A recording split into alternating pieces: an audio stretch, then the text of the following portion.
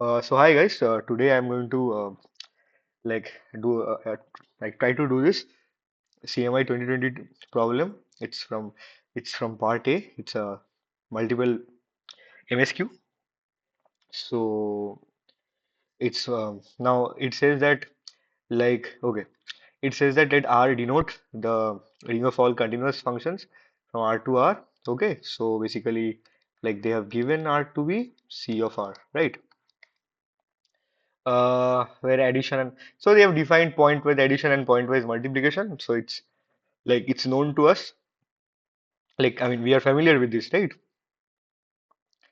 For every f, yeah. So basically, like f belongs to CR is nothing but continuous function from R to R. Okay, all right. So now they have like generously defined the zero divisor. Zero divisor in R is a non-zero f belongs to R such that fg equals 0 for some non-zero g belongs to R. Okay, this is a definition of a zero divisor. Now they are telling to pick the correct statements. Okay, all right. Um, so they are saying that R has zero divisors, and we know this is true, right? We know this is true because right. So let's say we construct this function, and uh, I am trying. God, okay. Okay, sorry. I am trying to, so let's say this is minus 1, this is 1, like minus 1. So let us construct a function like this, right? And this is 0. Okay. Now, similarly, let us try to construct function like this. So these are all continuous functions. So take this f of x. I mean, we can easily construct this, right? It's not a very big deal. And as we can see, like fg of x is given by like pointwise, right? Pointwise multiplication. F of x times g of x. Now, if you take like if we multiply these two, like the pointwise multiplication, so we will get this to be 0 because if x is in this region, so it will be something. F of x will be something like of this value. Now, g of x at this region will be 0, right? So as you can see, right? I mean, this is the common region, of course, and this is 0. And where this is gx is non-zero, f of x is 0. And where f of x is non-zero, g of x is 0. Right, so we can clearly see from the graph. I mean, we can actually write this function. So, but I'm not writing it because it's easy. We just need to define the functions piecewise, and at x equals to 1, it will be a straight line. F of x, I mean, g of x is x minus 1, then x is greater than 1, and f of x is x plus 1 when x is less than minus 1. Okay, and the rest of them is 0. All right. So, but they are not 0, but if you multiply them, it actually gives us the I mean 0. So basically fg is identically 0. This is a zero function. Okay, this is a zero function in C of R. Yeah, so this is true. Now if f is a zero divisor, then f square is 0. I mean, this is blatantly lie. This is a, I mean, this is false, right? Because I mean, if you take f2 with this, when f of f square, like this part is non-zero, right? So this will remain non-zero and this will remain 0. So this is not identically like equal to the zero function. Okay. So this statement is false. Now let's check option D. R is an integral domain. Of course, we know that since it has zero divisors, this is not an integral domain because integral domain has no zero divisors. I mean, yeah, so this is false. Now, option C is quite interesting. They are saying if f is a non-constant function and f inverse 0 contains a non-empty set, then f is a zero divisor. Okay, fair enough. So they are saying, okay, let me write option C here.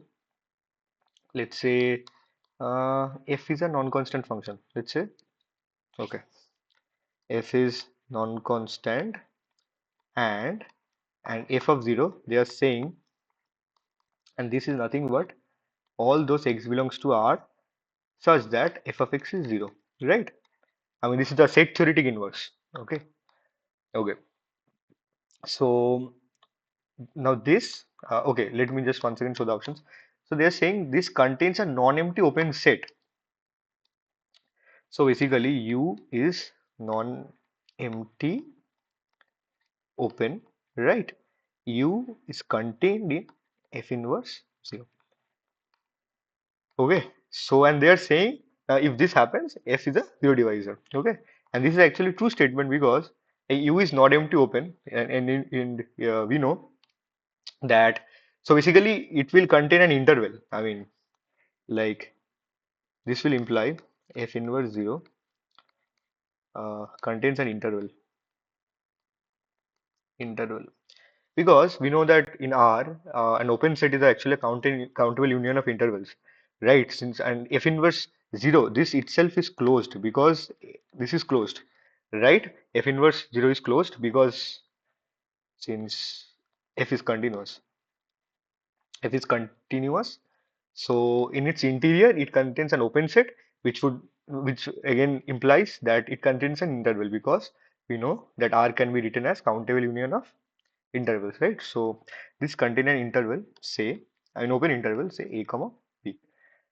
I mean, an open an open set is in R is like a countable union of I mean I mean uh, open intervals, right? So yeah, so say a comma b. So a comma b, mm, right, is contained in F inverse 0, which implies that f of a comma b, right, is actually 0. Okay. Now we construct G like this. We construct G like this. Say we define it to be 0 when um, we define it to be 0 when x is actually minus infinity to a, right? And we define x minus b. Okay. So we define it like this: x minus b such that x is less than equals to b and 0 when x is less than b and greater than b, I'm so sorry, and less than infinity. We define gx like this, right? So it will look something like this. So let's say this is a and this is b. Hmm. So let's say this is a and this is b, and we are saying this is 0. Okay, so this is g of x, right? Mm, and we are saying this is 0. Okay, now one more thing. Um, this is and this is 0, and this will be x minus a, right?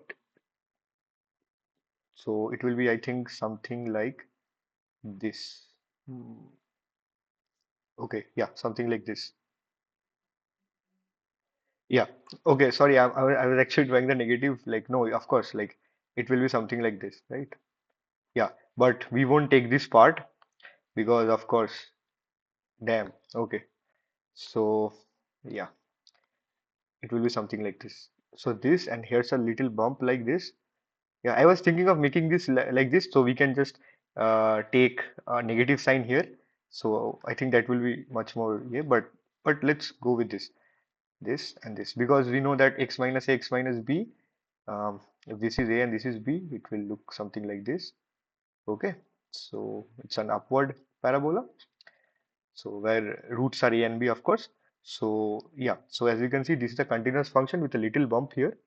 Okay, and yeah, and as we can see that um, that f of x times g of x is 0, right? Since if x, like let's say, since if x belongs to mm, right minus infinity comma a, then this is 0, Okay, and if x belongs to b comma infinity, this thing is 0 because gx is 0, and because gx is 0 here fx might not be 0. Okay, and now if x belongs to a comma b, uh, yeah, if x belongs to a comma b, uh, like gx is 0, sorry, fx is 0, fx is 0 uh, since f of a comma b is 0 because we already know it's in u, if it's in f inverse 0, so we are done. Right. So basically, we have given fx, we have constructed a non-zero function, non-zero continuous function. Okay. I mean, that is the whole purpose of this, right? So that g is, so we can show that f is a zero divisor, right? To construct g a non-zero continuous function such that f times g is zero. So we did this, and yeah, so our option C is also correct. Perfect. So yeah, the answer is option A and C.